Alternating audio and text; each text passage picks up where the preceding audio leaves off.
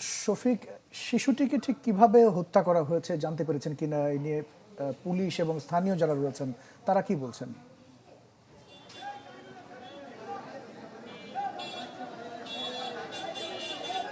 ইমতিয়াজ, গতকাল রাত 8:30টার দিকে এই মধুবাগ এলাকার উলন এলাকায় আসলে যে 6 বছর বয়সী শিশুটি সে কিন্তু নিখোঁজ হয় এবং নিখোঁজের প্রায় 3.5 ঘন্টা পর তার মরদেহ উদ্ধার করা হয় একটি পরিত্যক্ত একটি নির্মাণাধীন যে ভবন, সেই ভবনের লিফটের যে একটি জায়গা রাখা হয় সেই লিফটের জায়গাটিতে। এরপরে ঢাকা মেডিকেলে নেওয়ার পরে কিন্তু তাকে মৃত ঘোষণা করা হয়। তারপরে থেকেই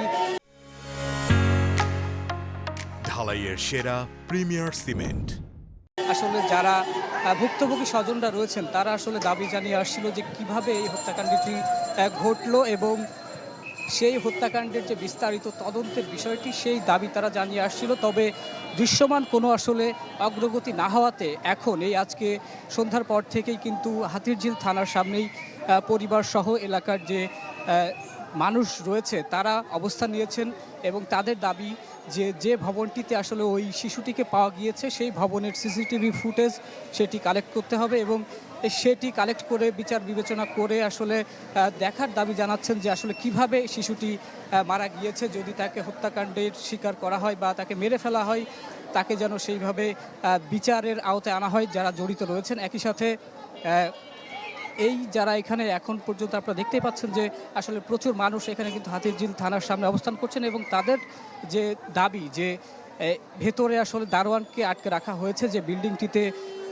শিশুর মরদেহ পাওয়া গিয়েছিল, সে বলতে পারবে যে আসলে কিভাবে কখন এই শিশুটিকে ওইখানে যে বিল্ডিংটাতে তার মরদেহ পাওয়া গিয়েছে সেখানে কিভাবে গেল এবং কিভাবে এই হত্যাকাণ্ডটি ঘটেছে। এই ব্যাপারে এখানে যারা আন্দোলন করছেন বা এখন অবস্থান করছেন তাদের দাবি যে সেই দারোয়ান বলতে পারবে। সেই দারোয়ান কিন্তু এই মুহূর্তে পুলিশের তত্ত্বাবধানে রয়েছেন এবং পুলিশ এখনও পর্যন্ত গণমাধ্যম কর্মী হোক বা যেখানে যারা ভুক্তভোগী পরিবার রয়েছে তাদেরকেও আসলে কোনো ধরনের ক্লু কিন্তু দিচ্ছেন না বা বিচারের যে আশ্বাস সেটিও এখনও পর্যন্ত দিচ্ছেন না। তবে স্থানীয় এখানকার যে মানুষজন রয়েছেন তারা বলছেন যে আসলে একটি 6 বছরের শিশুর ঘটনা খুবই উদ্বেগজনক বিষয়, এর একটি সুষ্ঠু তদন্ত তারা চান এবং সেই জন্যই কিন্তু এখন তারা এখানে অবস্থান করছেন। অনেক ধন্যবাদ।